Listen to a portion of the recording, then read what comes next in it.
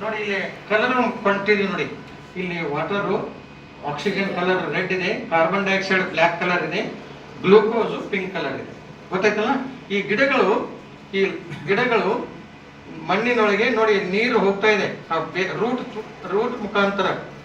Root ಮುಖಾಂತರ ನೀರು ಹೋಗ್ತಾ ಇದೆ ನೋಡಿ. ಹೋಯ್ತಾ? ಎಲ್ಲಿ ಹೋಗುತ್ತೆ ಆಮೇಲೆ ಅದು ಎಲೆಗೆ ಹೋಗುತ್ತೆ. ಓಕೆ, ಆ ರೂಟ್ ಮುಖಾಂತರ ಹೋಗ್ತಾ ಇದೆ ನೋಡಿ ನೀರು. ಎಲ್ಲಿ ಹೋಗುತ್ತೆ? ಎಲೆಗೆ ಹೋಗುತ್ತೆ.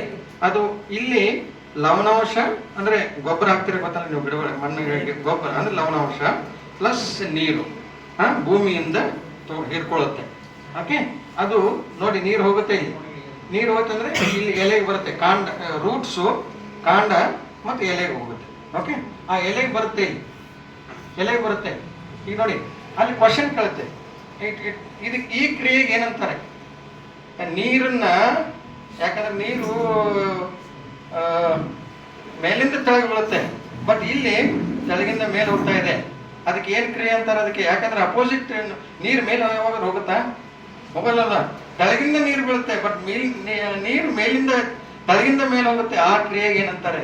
ಯಾಕಂದ್ರೆ ಇದು ನೋಡಿ the question, the water needed for the before question,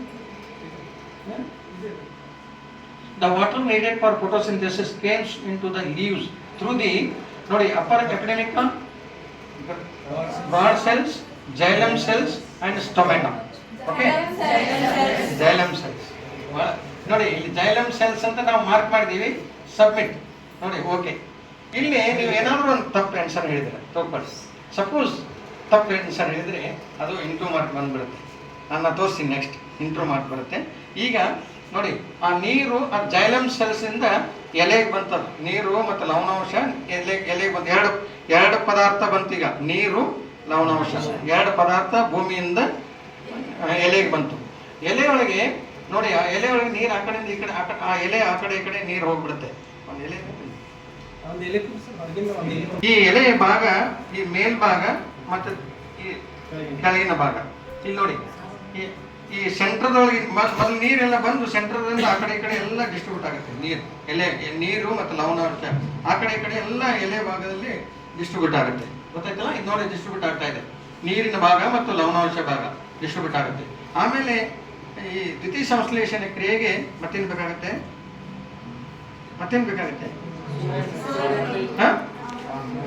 ಅಲ್ಲ, ಮತ್ತೇನು ಬೇಕು?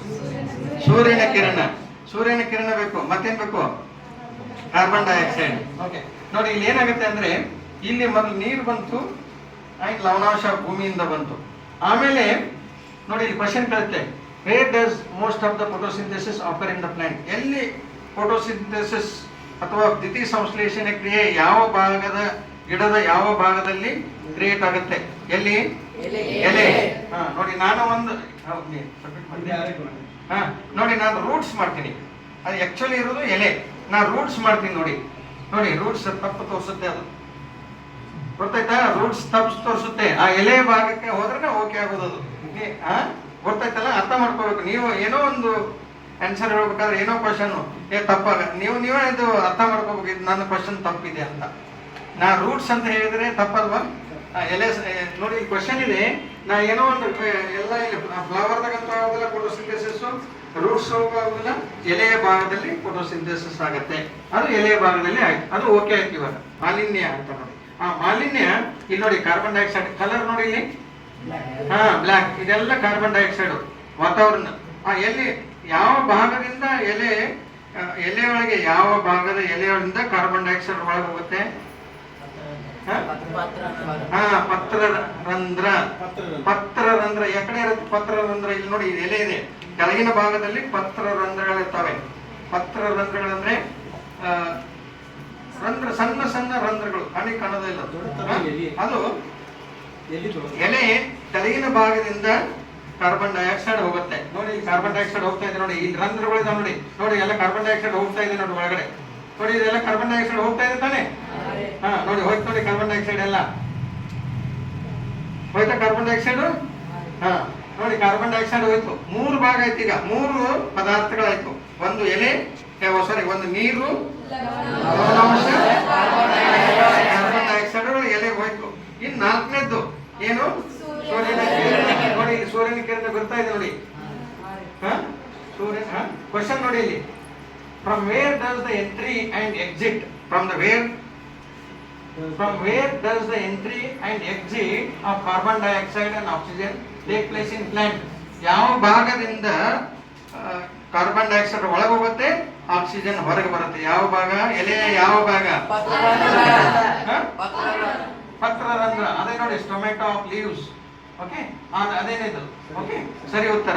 ಪತ್ರರಂಧ್ರದಿಂದ ಎಲೆಯ ಭಾಗದಲ್ಲಿ ಕಾರ್ಬನ್ ಡೈಆಕ್ಸೈಡ್ ಹೋಗೋದು, ಅದೇ ರಂಧ್ರದಿಂದ ಆಕ್ಸಿಜನ್ ಹೊರಗೆ ಬರೋದು. ನೋಡಿ ಇಲ್ಲಿ ಎಲೆ ರಂಧ್ರಗಳು ಕಾಣ್ತಾ ಇದೆ ನೋಡಿ, ಅದು ಹೋಯ್ತು ಇವಾಗ. ಓಕೆ, ಆಮೇಲೆ ಎಲೆ ಮೇಲ್ಭಾಗ, ಈ ಎಲೆ ತಳಭಾಗ ಆಯ್ತದ, ಮೇಲ್ಭಾಗಕ್ಕೆ ಬರ್ತಾವು, ಮೇಲಿನ ಭಾಗಕ್ಕೆ. ಅದು ನೋಡಿ ಮೇಲಿನ ಭಾಗ, ಇದು ತಳಭಾಗ, ಇದು ಮೇಲಿನ ಭಾಗ. ಇಲ್ಲಿ ಎಲೆ ತಳಭಾಗದಲ್ಲಿ ಅಲ್ಲಿ ನೋಡಿ, ಅದು ಮೇಲಿನ ಭಾಗ ನೋಡಿ, ಇದು ಮೇಲಿನ ಭಾಗ. ಅಲ್ಲಿ ಸೂರ್ಯನ ಕಿರಣ ಬಿತ್ತದು ನೋಡಿ, ಸೂರ್ಯನ ಕಿರಣ ಆ ಎಲೆ ಮೇಲಿನ ಭಾಗದಲ್ಲಿ. ಓಕೆ, ಆ ಸೂರ್ಯನ ಕಿರಣ ಬಿತ್ತು. ಸೂರ್ಯನ ಕಿರಣ ಬಿಂದ ಕೂಡಲೇ ಇಲ್ಲೊಂದು ಕ್ವಶನ್ ಕೇಳುತ್ತೆ ಅದು. Okay, among the following what carries out the trapping of sunlight? ಯಾವ ಭಾಗದಲ್ಲಿ ಸನ್ಲೈಟ್ ಅನ್ನ ಹೀರಿಕೊಳ್ಳುತ್ತೆ? ಯಾವ ಭಾಗದ ಎಲೆ? ಯಾವ ಭಾಗದಲ್ಲಿ?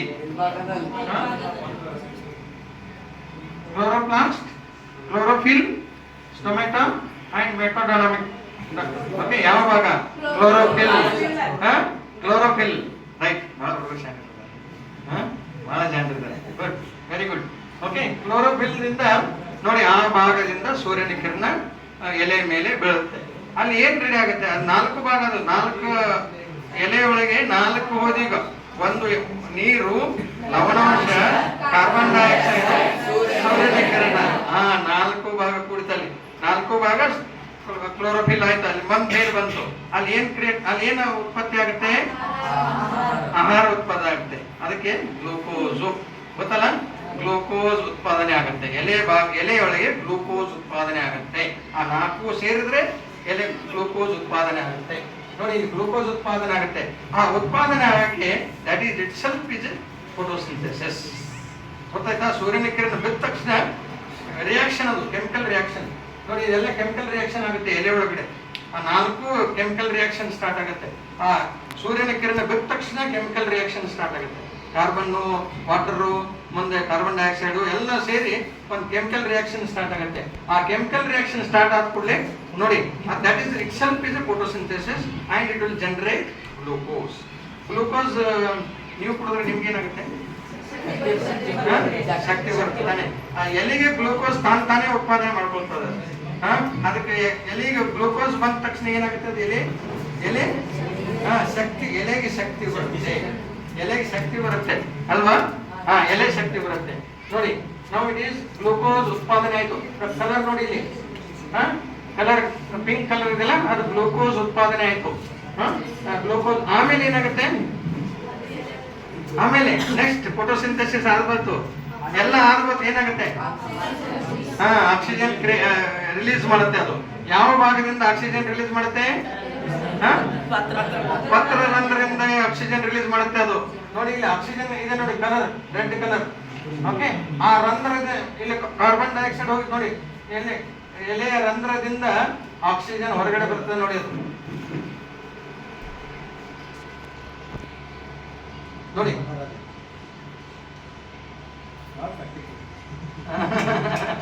ನೋಡಿ ನೋಡಿ ನೋಡಿ ನೋಡಿ ಬಂತ ಎಲೆಯ ಅದೇ ರಂಧ್ರದಿಂದ ಆಕ್ಸಿಜನ್ ಬಂದ್ಬಿಡತ್ತು ನೋಡಿ. ಈಗ ದಿಸ್ ಈಸ್ ಫೋಟೋಸಿಂಥೆಸಿಸ್. ಅರ್ಥ ಆಯ್ತಾ? ನೋಡಿ ಎಷ್ಟು ಸರಳವಾಗಿರೋದು. ಅವ್ರಿಗೂ ಅರ್ಥ ಆಯ್ತು, ಈಗ ಅವ್ರಿಗೂ ಅರ್ಥ ಆಯ್ತು. ಹೌದಲ್ಲ? ನಿಮ್ಗೂ ಅರ್ಥ ಆಯ್ತು ನೋಡಿ, ಹುಡುಗರಿಗಂತೂ ಅರ್ಥ ಆಗತ್ತೆ.